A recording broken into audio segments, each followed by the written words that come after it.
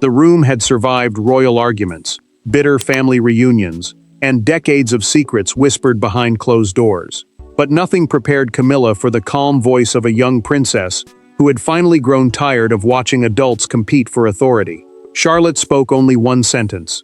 Harry tried to contain himself, failed completely, and began laughing in front of everyone. Within seconds, a carefully controlled palace gathering had turned into an unforgettable reckoning. Before we go deeper into what this really means for the royal family, make sure to subscribe so you don't miss a single update. Charles expected the private reception at Buckingham Palace to end quietly. The palace, the monarch's main London residence, had hosted the family after a charity engagement, and only one task remained: an official photograph before dinner. William stood beside Catherine, while George and Charlotte waited near the front. Harry remained close to Anne, and every smile concealed tension that no ceremony could erase.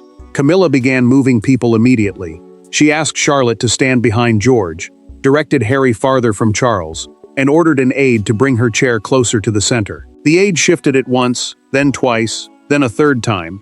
William stayed silent, but his jaw tightened with every change. Catherine noticed. Anne noticed too. No one challenged the queen consort, because one correction could ignite a larger argument. Then Camilla told Charlotte to move again. The young princess did not stamp her foot or raise her voice. She looked straight at her and said, "You can keep moving everyone's chairs, but Granny Diana never needed a throne to be remembered." Silence struck the room. Camilla gripped the chair until her fingers stiffened. She had expected obedience, not a verdict shaped by a name the family could never control. Harry lowered his head and pressed his lips together, but the effort failed. A sharp laugh escaped him. When Anne gave him a warning glance, he laughed harder, releasing years of grief, anger, and disbelief. Catherine placed one hand on Charlotte's shoulder. The girl did not look confused. She understood what she had said, and that certainty frightened Camilla more than the words themselves. Everyone turned toward Charles, waiting for him to defend his wife or correct his granddaughter. He did neither. The king looked down and postponed the portrait. Camilla's face hardened. As the family began leaving, she demanded to know who had been speaking to Charlotte about Diana. That question exposed the fear beneath her anger. The young princess had not simply remembered a grandmother. She had challenged the palace's version of history. Every person there still carried a reason to fear what came next. To the outside world, the moment appeared almost playful. A clever child delivered a sharp remark, and her uncle laughed. Inside the family, nothing about it was harmless. Charlotte represented the monarchy's future. Camilla embodied its most controversial transformation. Harry carried the memory of the woman whose absence still shaped every gathering. When those three emotional forces collided, one sentence became a battle over loyalty, legitimacy, and who had the right to define Diana's place. Charlotte had grown up between obedience and honesty. Protocol, the set of rules guiding royal behavior, taught her when to stand, where to sit, and when silence was expected. Yet Catherine and William had also taught their daughter to speak clearly when something felt wrong. That was why the repeated chair changes troubled her. She understood that Camilla was not merely arranging a photograph. The queen consort was deciding who should appear central, who should stand behind, and whose presence mattered most. Camilla felt that judgment immediately. Years of public duty had given her ceremony, rank, and recognition. But none of those things had erased Diana from the family's emotional order. Every mention of the late princess reminded her that public affection could not be directed like palace staff. Her title gave authority, yet memory belonged to everyone else. Harry heard Charlotte's words and felt something inside him break open. He had spent years believing palace politeness demanded that Diana's sons hide their anger to protect the institution. Now his niece had defended the grandmother she never knew, and the release came as laughter. He tried to stop, but the sound carried grief, disbelief, and relief. William did not laugh. He watched Charlotte with pride and fear, knowing one brave sentence could follow her for years. When she looked toward him, the prince gave the smallest nod. It was support, not permission to continue. Catherine recognized the language at once.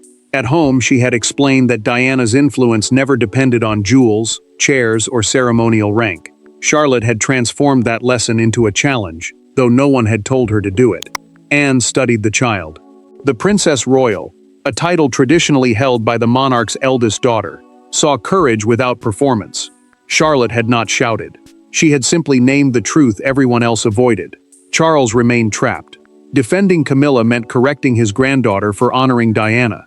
Staying silent left his wife exposed. He chose neither, and that failure deepened the wound. Later, Camilla quietly ordered an aide to discover whether Harry had coached Charlotte. She expected proof of coordination. Instead, the answer would lead back to a winter ceremony, and one decision the young princess had never forgiven. Months before the laughter echoed through Buckingham Palace, Charlotte witnessed a smaller moment that the adults believed she would forget. There was no shouting, no public scandal, and no dramatic announcement. There was only a photograph, a silver frame, and Camilla's quiet instruction to remove it before guests entered the room. To everyone else, it was a minor adjustment. To Charlotte, it became proof that the battle over Diana's memory was still being fought.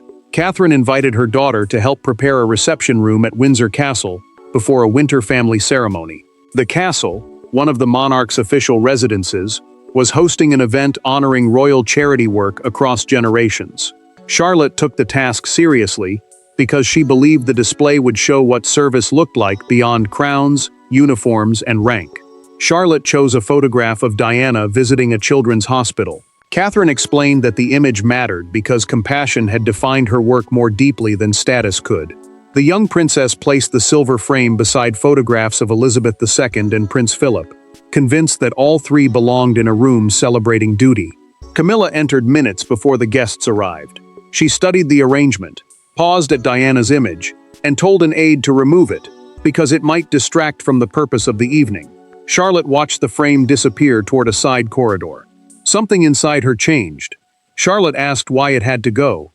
Camilla replied that certain choices belonged to adults, and told her to rejoin George. The dismissal stung because the child had believed she was helping, not interfering. She lowered her eyes, but she did not forget the tone, the order, or the empty space left behind.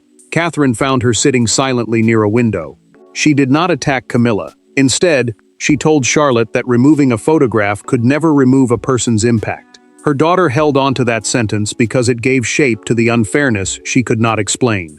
Harry learned what happened months later during a family conversation. Charlotte mentioned the missing photograph, and his mood changed at once.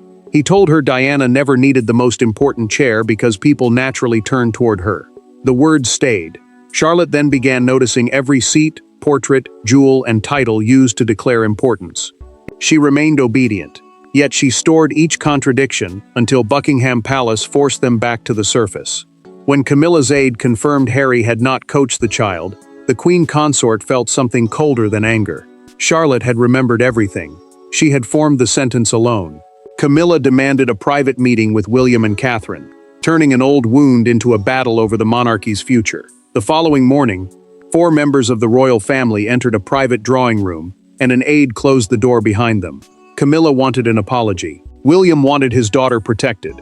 Catherine wanted the adults to stop placing a child inside a decades-old conflict. Charles wanted peace without making a decision. Within minutes, restraint collapsed. Diana's name returned to the center of the argument, and the king discovered that silence was no longer enough.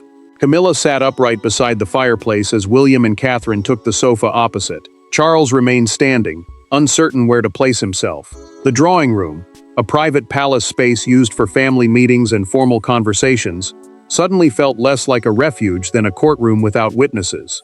Camilla spoke first. She said Charlotte had undermined her position before senior relatives and staff, then allowed Harry's laughter to turn disrespect into entertainment. The queen consort insisted the issue was discipline, not Diana. A child, she argued, could not humiliate the king's wife and face no consequence. William answered in a low voice. Charlotte would be reminded to speak respectfully, but she would not be forced to apologize for loving her grandmother. When Camilla suggested the girl was repeating poison heard at home, the prince pushed a chair aside and stood. His restraint vanished. Catherine stepped in before anger took control. She asked Camilla whether she remembered ordering Diana's photograph removed at Windsor. The queen dismissed it as an event decision. Catherine then explained that Charlotte had watched the frame disappear and believed part of her family was being erased. Charles turned sharply toward his wife. He had never been told. Camilla said the matter was too small to discuss, but the king's expression hardened. What she called housekeeping now looked like the spark that had wounded his granddaughter and returned to divide the family. William refused to let the argument shrink again. Harry's laughter was not the real crisis, he said. The deeper problem was the repeated treatment of Diana's memory as a threat. Charlotte would not be taught that honoring the past required protecting Camilla from discomfort. Charles finally removed his glasses and placed them on the table. He told Camilla there would be no forced apology. The words were quiet, but they ended the debate. Camilla stared at him, rose, and shoved her chair backward. If her position could be mocked without consequence, she said, the family should stop expecting her to perform its duties. Then she left and closed the door with deliberate force. Camilla believed withdrawal would prove her importance. Instead, William faced Charles and raised the question neither man could avoid: who truly controlled the monarchy's future? Royal power rarely changes hands through a dramatic proclamation. More often, it shifts during a private conversation when one person refuses to bend. After Camilla left the room, William did not celebrate. He looked at his father and made a demand that changed the balance inside the palace. Charlotte would not become a weapon in an old rivalry. Diana's memory would not be treated as contraband. And the next generation would no longer inherit the silence of the last.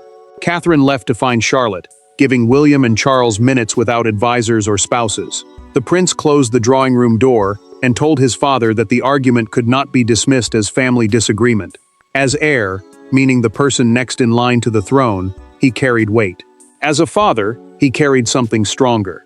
William said his children must learn duty without becoming prisoners of conflicts that began before they were born.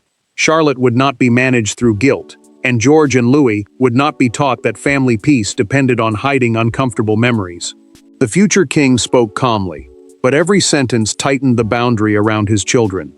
Charles sank into the chair Camilla had abandoned. He admitted that Diana's name reopened a judgment he could never escape.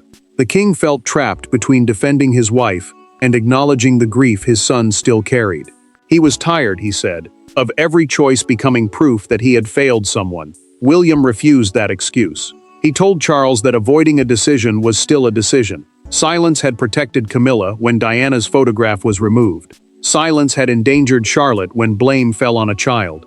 Peace built on everyone else's restraint was not peace, it was pressure. William then set his terms. Every decision involving his children's ceremonial roles, photographs, seating, or public presentation would pass through him or Catherine.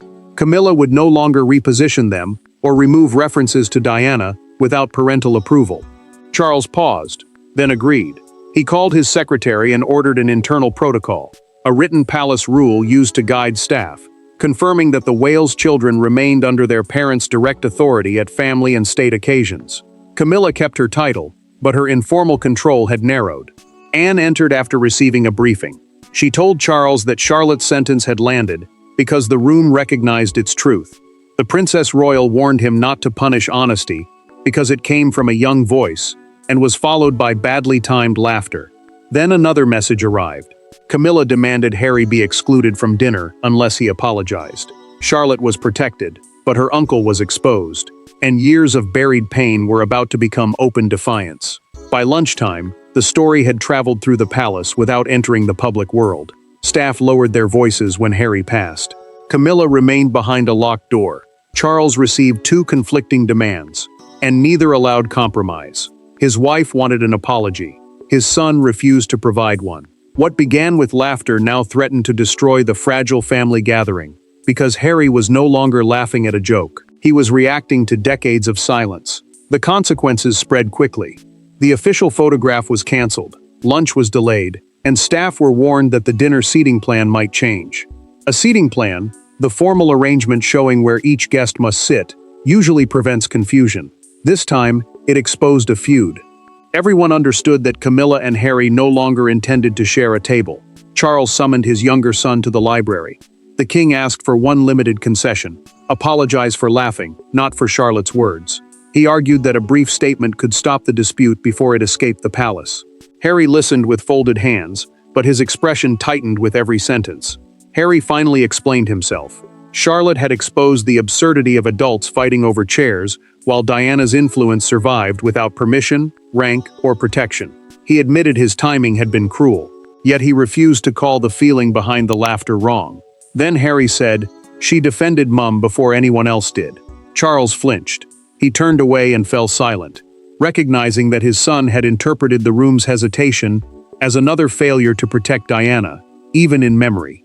The monarch wanted reconciliation, but Harry heard only another request to make pain convenient. Harry offered a compromise. He would tell Charlotte privately that laughter could deepen humiliation, and that truth still required care. However, he would not apologize to Camilla unless she acknowledged that removing Diana's photograph had wounded the child. Charles carried the offer to his wife. Camilla set down her teacup so sharply that tea spilled into the saucer. She rejected the condition, insisting that any admission would make her look guilty and hand Harry the victory he had wanted for years. Camilla then ordered her place setting removed and announced she would dine alone.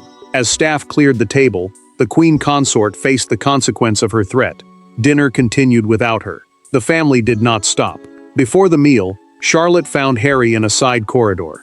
She asked whether she had caused the argument. He knelt to answer her, with no parents, aides, or protocol between them. At last, the conflict left titles behind, and became a question of truth, guilt, and what one child could bear without ever breaking beneath its weight. In a narrow palace corridor, far from the argument she had triggered, Charlotte finally looked frightened. The confidence that carried her through the reception had disappeared. She asked Harry whether her words had ruined the evening, and whether Camilla now hated her. His answer could have encouraged rebellion or demanded obedience. Instead, he gave the young princess something the adults had repeatedly failed to give one another: honesty without cruelty, loyalty without denial, and permission to understand the weight of what she had said. Charlotte found Harry alone near the family library. No aides, parents, secretaries, or photographers stood between them. The library, a private room used for reading and family conversations, offered something the palace rarely allowed: a moment without performance. She asked whether he had laughed because her remark was funny, or because he wanted Camilla to feel ashamed. Harry did not soften the truth. He admitted that both reasons had mattered. Charlotte had surprised him, but her words also released feelings he had carried for years. Adults sometimes laughed, he explained, when pain and relief arrived together, and neither emotion knew where else to go. Charlotte lowered her voice. She remembered Diana's photograph being removed, and wanted Camilla to understand that her grandmother still belonged in the family's story. She had not expected the room to freeze, or the argument to spread. Tears filled her eyes as she asked whether speaking up had been selfish. Harry shook his head, then answered carefully. Loving Diana was not wrong. Defending her memory was not wrong either. Yet even true words could wound when used before an audience. He asked Charlotte to decide what she truly wanted: to punish Camilla, or to make her understand. Charlotte thought for several seconds. Then she said she did not want anyone erased, including Camilla. She only wanted there to be room for Diana as well. Harry stopped smiling. The child before him had reached a balance the adults had spent years avoiding. Harry promised he would not turn her sentence into a weapon. Together, they moved to a small writing desk, where Charlotte wrote, "I am sorry I embarrassed you. I am not sorry that I love Granny Diana. I hope there can be room for both." He read the note and told her not to change a word. Charlotte slid the paper beneath Camilla's sitting room door. Inside, the queen consort heard it cross the floor and picked it up alone. The palace had argued over who deserved an apology. Now she faced a harder question. Could she accept love for Diana without treating it as rejection of herself? No title could answer that question on her behalf. By the next morning, the palace's private embarrassment was no longer private. A fragment of the exchange reached the press, and the entire country began repeating Charlotte's sentence. Some heard childhood honesty, others heard calculated disrespect. But one image captured the public mood more powerfully than any debate: a young princess leaving Buckingham Palace beside Harry, while Camilla watched from an upstairs window, holding the note that had challenged her to make peace with the past. A staff member's account reached royal correspondents before breakfast. Royal correspondents are journalists who report specifically on the monarchy and palace affairs. Within minutes, Charlotte's exact words appeared online, followed by confirmation that Harry had laughed and the official family photograph had been cancelled. Charles watched the communications team draft one statement after another. Denial risked contradiction. Condemning Charlotte would look cruel. Calling the moment harmless would ignore the argument that followed. The king finally ordered the palace to issue no criticism of his granddaughter, knowing any attack would deepen the damage. Outside Victoria Station, commuters stopped before a newspaper stand. One front page carried the headline, "Charlotte's Crown Jewel. One sentence stuns the palace." Beneath it, Charlotte appeared composed while Harry covered his mouth, trapped between laughter and shock. By midday, a crowd gathered near Buckingham Palace. Several people held photographs of Diana. One young girl placed a handwritten card beside the railings that read, "There is room to remember everyone."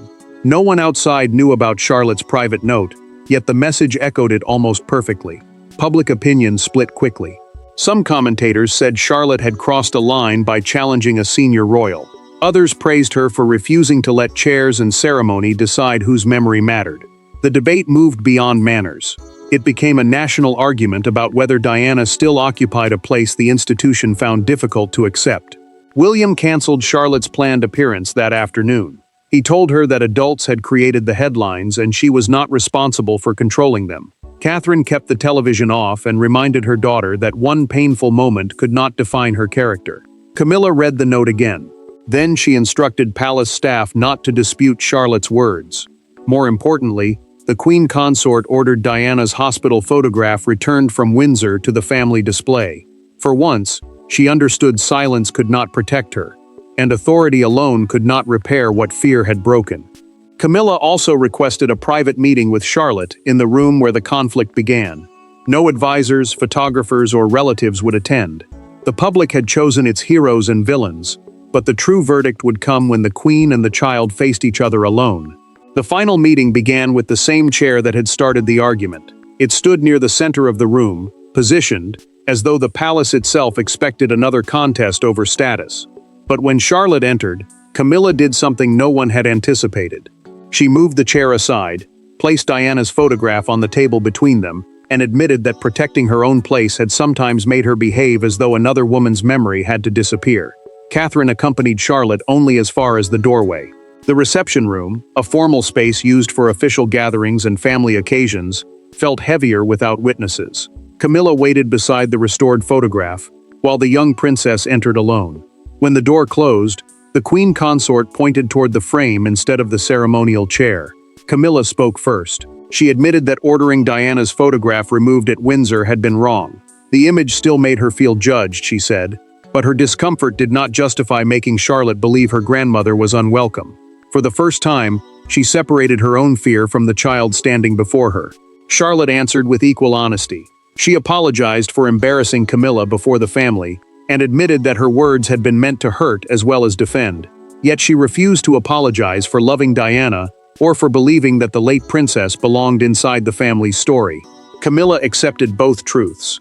Charlotte never had to apologize for remembering her grandmother, she said. However, the Queen asked her to speak privately next time before turning pain into a public challenge. The agreement did not erase the conflict. It gave both of them dignity.